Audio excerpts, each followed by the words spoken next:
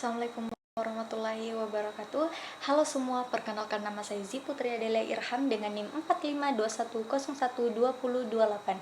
Saya dari kelas manajemen A. Saya membuat video ini untuk menyelesaikan tugas akhir semester saya dengan mata kuliah manajemen pemasaran.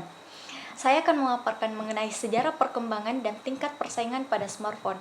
Smartphone merupakan gadget genggaman elektronik yang mencakup fungsional lanjutan selain melakukan panggilan telepon dan mengirim pesan teks. Salah satu smartphone seperti iPhone atau ponsel yang berbasis Android lainnya yang mana dapat menjalankan aplikasi pihak ketiga dengan menyediakan fungsional tanpa batas.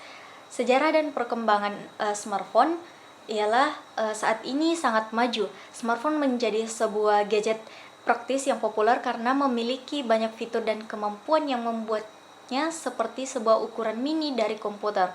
Pada tahun 1992, sekitar 25 tahun yang lalu, perusahaan teknologi IBM secara luas dikreditkan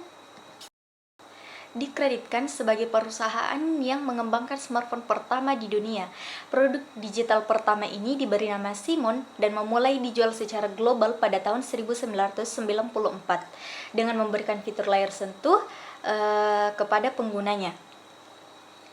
Pada tahun 2001, barulah pada tahun 2000-an smartphone mendukung jaringan 3G yang memungkinkannya sebagai perangkat elektronik portable pertama yang mampu mengakses internet dengan sistem wireless.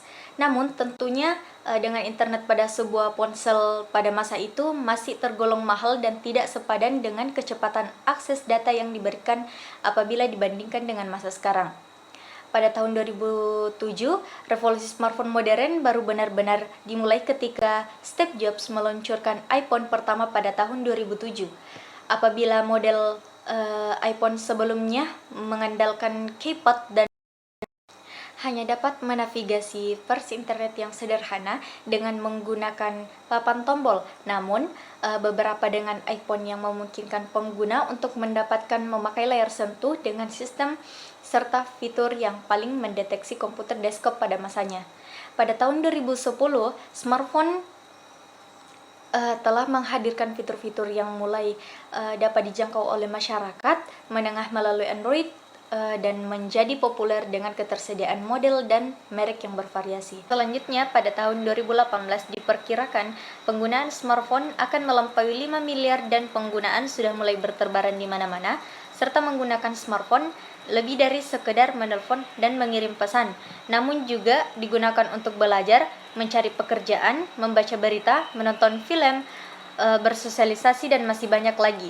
Pada tahap ini, manusia sudah tidak mampu untuk hidup tanpa smartphone, bahkan untuk sesaat. Adapun kelemahan dan kelebihannya itu yang pertama, komunikasi praktis. Smartphone telah berevolusi dari perangkat komunikasi elektronik paling awal, karenanya gadget ini diciptakan untuk mengembangkan cara manusia dalam berkomunikasi satu sama lain seperti sekarang ini, di mana sistem komunikasi telah membuka jalan lain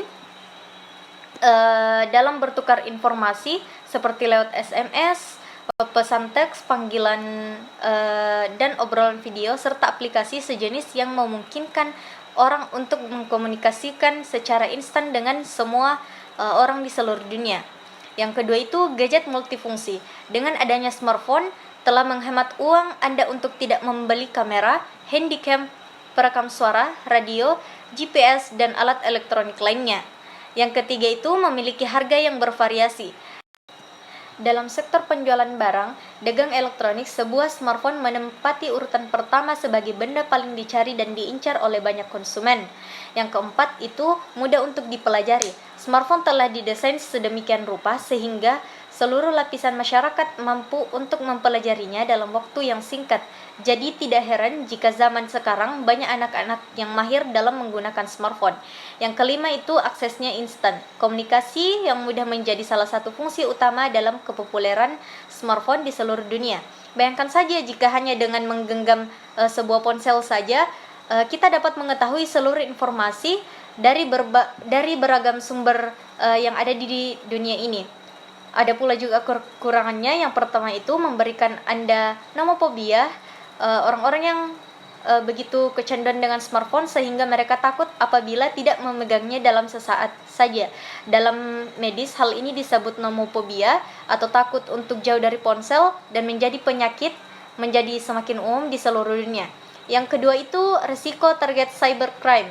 Anda dapat berjerumus ke dalam masalah serius apabila menggunakan internet pada smartphone secara sembarangan. Kemudian pengaruh terhadap hubungan. Smartphone membuat seseorang menjadi mudah dalam membangun hubungan antar manusia, akan tetapi bukan dalam segala bentuk hubungan. Jika terlalu terpaku terhadap ponsel Anda, justru Anda ada hubungan dekat dengan orang yang Anda kenal menjadi korban dari apa yang Anda lakukan. Keempat, mengalihkan konsentrasi. Bayangkan apabila Anda telah menjadi adiktif terhadap smartphone, dalam 7 hari 24 jam, aktivitas yang Anda lakukan semuanya terpaku pada layar terpas sehingga mengalihkan konsentrasi serta menurunkan produktivitas dalam melakukan berbagai hal seperti bekerja ataupun lain-lainnya. Kelima, durasibilitas yang rendah. Tidak dapat dipungkiri bahwasanya ponsel modern seperti smartphone memiliki ketahanan fisik yang jauh lebih rendah dari pendahulunya yang memang didesain begitu kompak dan padat. Selanjutnya ada tingkat persaingan. Yang pertama itu persaingan dalam industri smartphone sangat tinggi. Apple dan Samsung menjadi dua pemimpin utama dengan iPhone dan seri Galaxy mereka. Kedua, produsen lain seperti Xiaomi, Huawei, Oppo, dan Vivo juga memiliki pangsa pasar yang signifikan dengan berbagai pilihan smartphone yang inovatif dan terjangkau. Selain itu ada juga persaingan dalam sistem operasi dengan iOS dan Android menjadi dua yang dominan. Keduanya terus bersaing untuk menarik pengguna dengan pembaruan dan fitur-fitur terbaru.